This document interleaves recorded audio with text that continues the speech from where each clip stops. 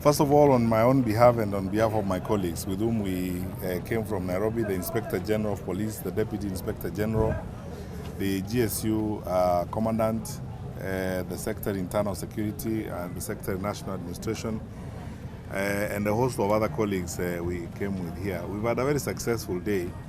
And to start, I need to say this. You heard His Excellency the President last week when he addressed the nation at the end of the annual security review and planning meeting in Mombasa. The President instructed that he wants us to have a total overhaul and a radical review of the way in which we are deploying and working on security in the northern eastern region of the country. And following the President's directive, we were instructed to come to the ground, the team from headquarters, to begin working with our colleagues on the ground to move this forward. We've had a very successful meeting, first of all, with the governors here. The governor of Wajir was represented by his deputy. And I want to thank the elected leaders of this region. The leadership meeting that took place here last week, led by Senator Yusuf Haji and the others, was very useful, because some of the information we got from them and some of the notes we now have are the base upon which we've started some of the work that we are doing. And we have had a very fruitful discussion with the governors this morning on how to build a very seamless synergy between the county and national government in terms of providing security here. It's true that we have called all the chiefs and assistant chiefs from the entire of the northeastern region, and we've had discussions with them on some critical issues that need to be addressed. I won't go through all of them because, for obvious reasons, many of them are detailed security matters that I will not need to talk about. But we've agreed on deployment, how we are going to move additional resources to this region to provide security. We have agreed on information sharing, on how intelligence gathering is going to be done, and how we will share information all around from the lowest level of the assistant chief all the way to the county commissioners. We have agreed that we will be more forthcoming as national government administration with the chiefs and assistant chiefs holding regular meetings.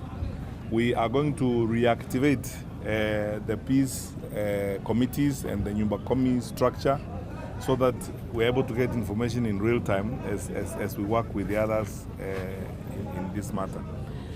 I am so grateful. I can't thank the governors enough because they're very proactive, and already through their own systems they are activating community outreach programs and working with the locals in sensitizing them. Listening to the governors speak to the chiefs here this morning, I'm very happy actually, because they have explained in detail how the challenge of Al-Shabaab is a common problem to all of us, and how we in the northeastern part of the country pay probably the highest price. It's not even those who come from other parts of the country, it's those who come from this part of the country who pay the highest price.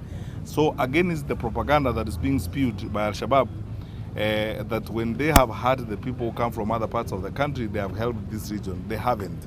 They have had this region even more, as it were.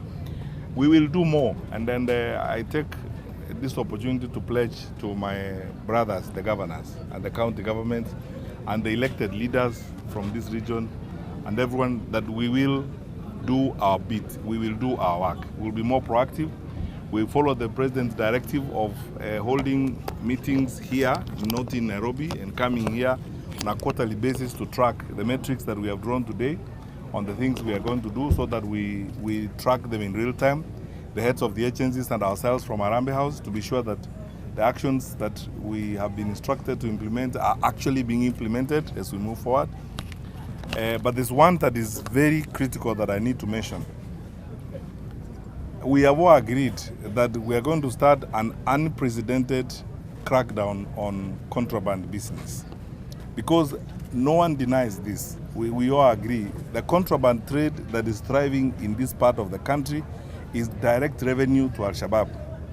Those who engage in it are Al-Shabaab's foremost supporters and funders.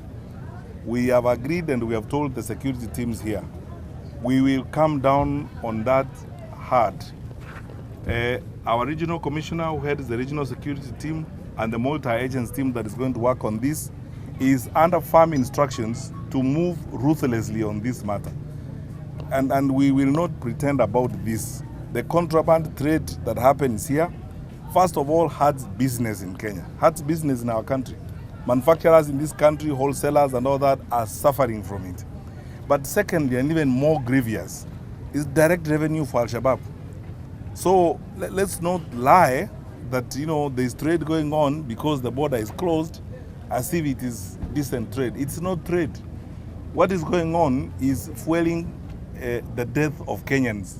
It's as simple as that. So those who engage in it, because they are foremost financiers of Al-Shabaab, are not any different from Al-Shabaab itself.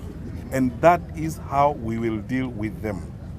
Where we have challenges within our framework of security in relation to the contraband business, we will address them jointly.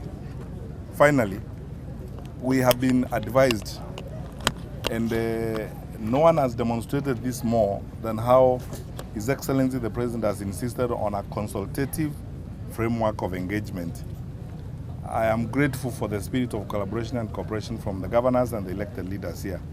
I pledge on behalf of my colleagues in the security sector that we will not only be forthcoming, we will cooperate and collaborate with them fully, 100%.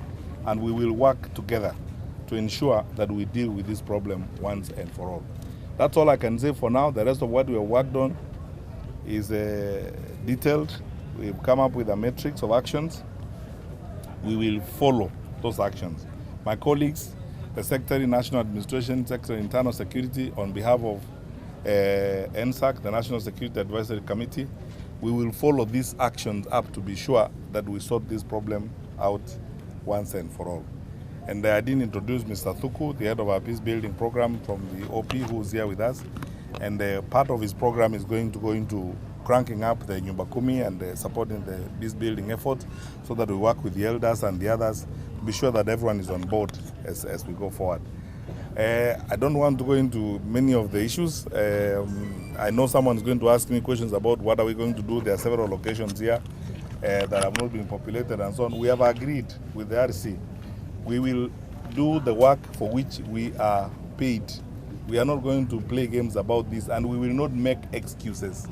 We will get our work done, and we will sort this out once and for all. So I can assure our in this part of the country, the government is fully focused on this. We have marching orders from the Commander-in-Chief, and we are ready to proceed. Thank you. Okay.